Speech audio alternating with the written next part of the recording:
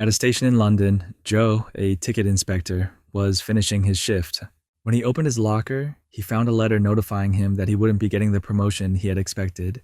Angry, Joe crumpled the paper in his hand. At that moment, the supervisor approached, asking him to work the night shift since the night shift worker was sick. At first, Joe planned to refuse, but when he found out that Ellen, the girl who pushed the food cart and whom he secretly liked, would be working tonight, he reluctantly agreed. As the train began to move, Joe started checking the passengers' tickets. Most of the passengers cooperated, but there were also quite a few who were displeased, even scolding him for just doing his job. A woman dropped her cane, and as Joe bent down to help, he suddenly heard a frightening growl, but it turned out to be just her dog. Kate, another passenger, said she had lost her ticket and became angry when Joe asked her to pay the fine. In one corner of the train, Billy quietly changed into more comfortable clothes. Meanwhile, Joe noticed that the bathroom door had a broken sign, and water was overflowing outside. When Joe coincidentally met Ellen, he gathered all his courage to ask her out. However, Ellen cleverly declined, leaving him embarrassed. The situation became even more awkward when a passenger, Paul, stood nearby, staring. For several hours afterward, the train silently rolled on through the rain, the full moon shining, and passengers disembarked at their stations one by one. As the train entered a desolate forest, a sharp screech suddenly echoed through the car, and the train came to a stop. Joe began walking through each car to find out what was happening. He saw a shadow pass behind the door. As he was about to open the door to check, he was startled when the intercom announced, "The conductor informed everyone that the train had hit something on the tracks and asked everyone to remain calm while they dealt with it." Finally, Joe opened the door and saw Ellen's cart had been knocked over. He tried to lift it, but couldn't, so Adrian had to help him lift the cart. On the floor, Joe discovered 2 sets of keys and was surprised to find that both belonged to Adrian. The scene in the train car became chaotic as many passengers panicked. Joe did his best to go around calming everyone, maintaining a peaceful atmosphere. Joe tried to contact the conductor, Tony, via the radio, but received no response. Instead, he used the intercom to reassure the passengers, asking them to be patient. Meanwhile, Tony had left the train to inspect the issue and discovered that they had hit a deer. Its body stuck in the train's wheels. He tried to pull the deer out, but didn't have the strength. At that moment, Tony heard a noise behind him. When he turned around, a mysterious creature lunged at him and attacked. Tony's blood splattered on the window, but the heavy rain quickly washed it away before anyone could see. On the train, Joe grew impatient from waiting too long. He used the keys to open the cockpit door, but found it empty inside. Looking outside, he also couldn't see Tony anywhere. Worried, Joe told Ellen to try calming the passengers by handing out free snacks while he checked outside more thoroughly. Still, he couldn't find any trace of Tony. With no other choice, Joe called the company's rescue team.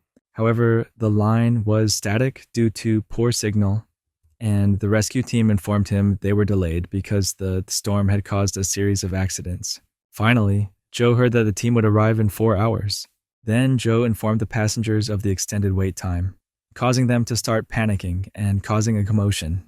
When he revealed that the conductor was missing, the dissatisfaction grew even higher. Adrian was forced to shout loudly to stop everyone from arguing. He pointed out that there was no phone signal and suggested the group walk to the next station to call for help. Joe tried to explain that it was very dangerous and he could lose his job, but the passengers unanimously disagreed, forcing him to agree to lead the way. Joe unlocked the train door, and the group lined up to leave the train, walking closely along the tracks without realizing they were being watched from the forest. As they walked, they heard strange noises in the bushes. Joe and Ellen cautiously approached to investigate and were shocked to find Tony's dismembered body lying on the ground.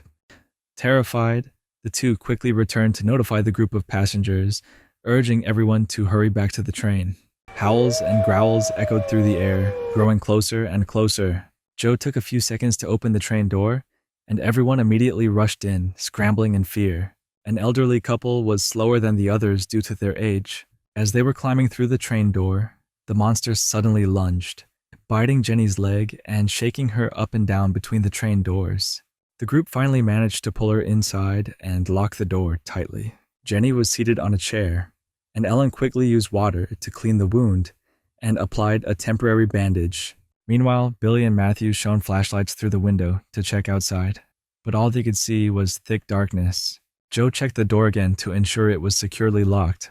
At that moment, the monster slammed into the train car and growled, causing the group to hold their breath and remain silent. The sound of claws scraping against the train's walls sent chills down their spines, forcing them to wait until the howls faded before daring to speak again. Joe went to the cockpit to try using the train's phone, but there was no signal. Billy went with him and revealed that he was an engineering student. Looking at the control panel, Billy noticed a fuel leak, causing the pipe to separate when the train encountered the issue. If not repaired, the train wouldn't be able to move. They also realized that the train's antenna had been broken, clearly damaged by the monster.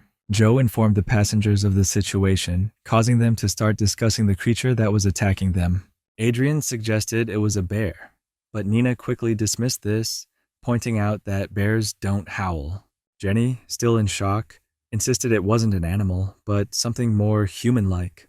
However, everyone thought she was panicking and didn't believe her. Suddenly, a strange noise came from another car, causing the group to fear the monster was trying to get into the train. Joe grabbed the fire extinguisher, and along with Billy and Adrian, they cautiously moved forward to investigate. They carefully crossed the car, following the sound coming from the bathroom. As Adrian prepared to attack, Joe unlocked the door and was startled to see Paul tumble out.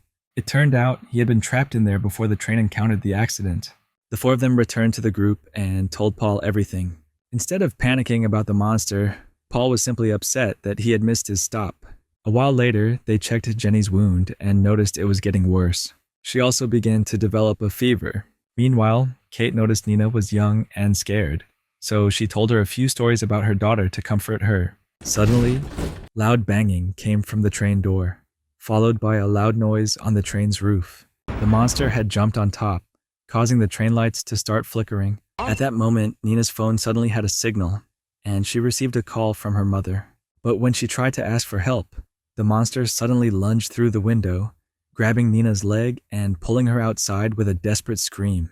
Kate rushed forward, trying to grab Nina's hand to save her, but Matthew pulled her back, knowing that if Kate went, she would also be caught by the monster.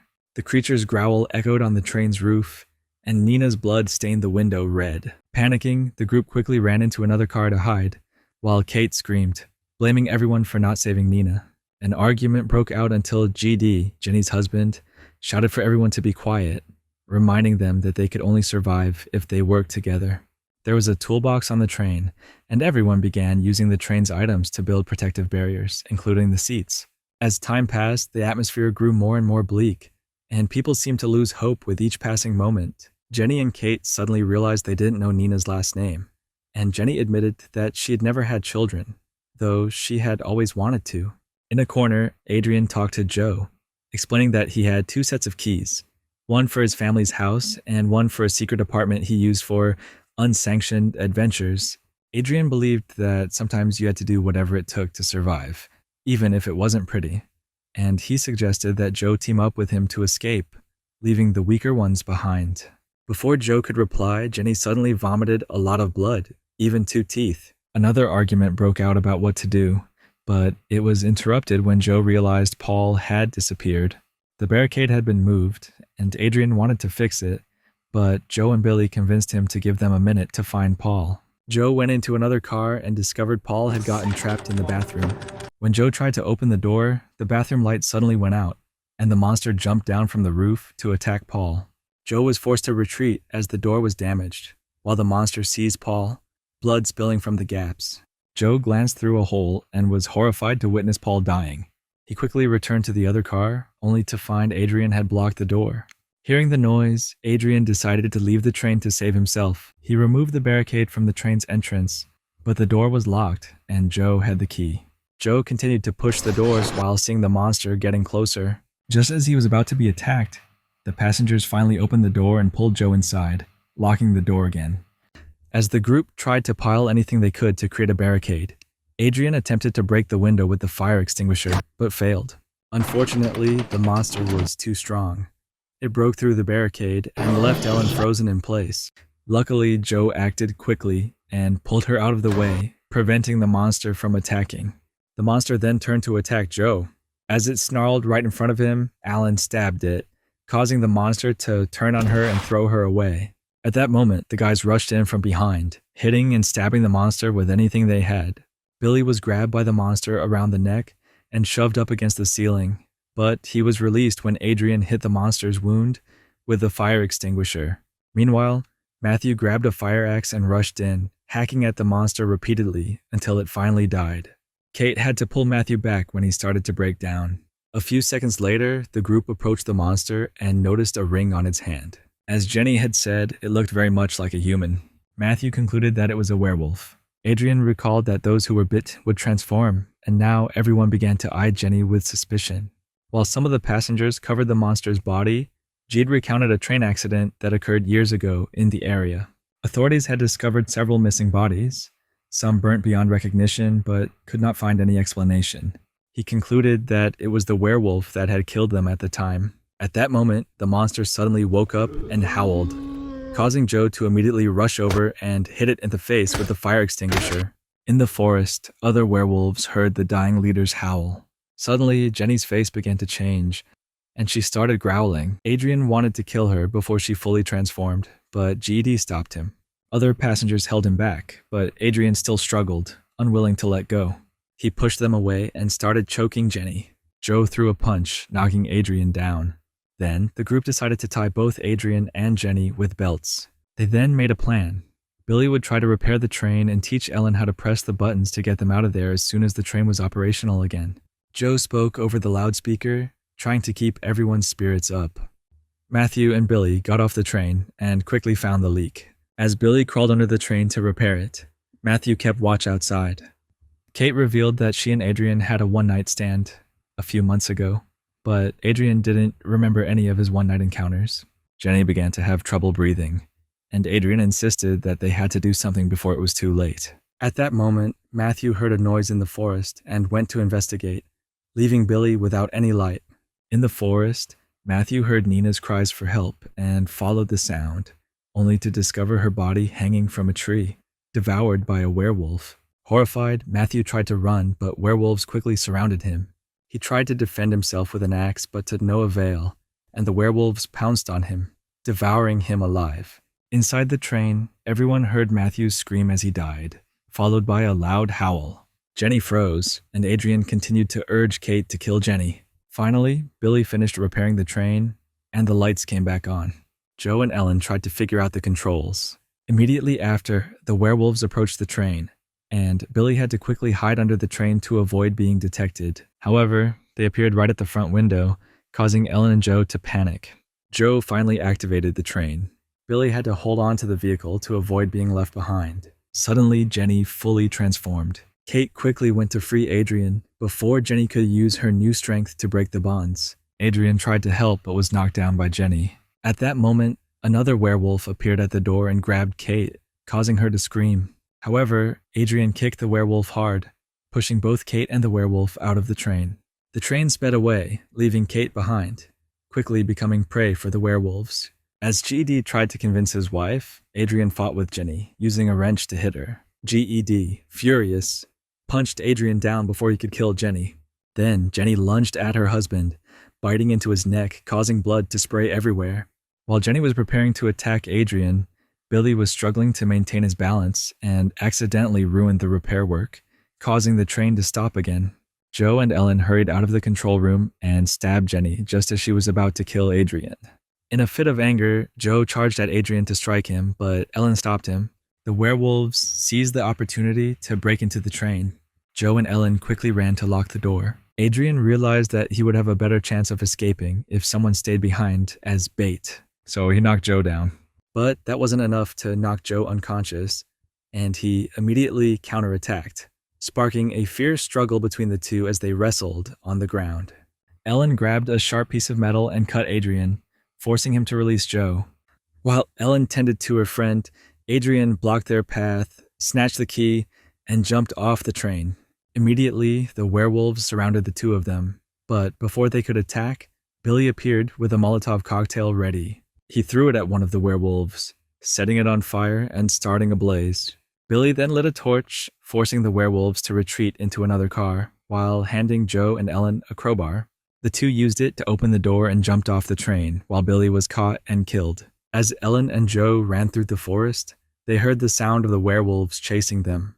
Realizing it was too late, Joe kissed Ellen and told her to run while he stayed behind to be the decoy. With tears falling, Ellen found a way to escape, while Joe began fighting the werewolves with a metal shard, stabbing one of them.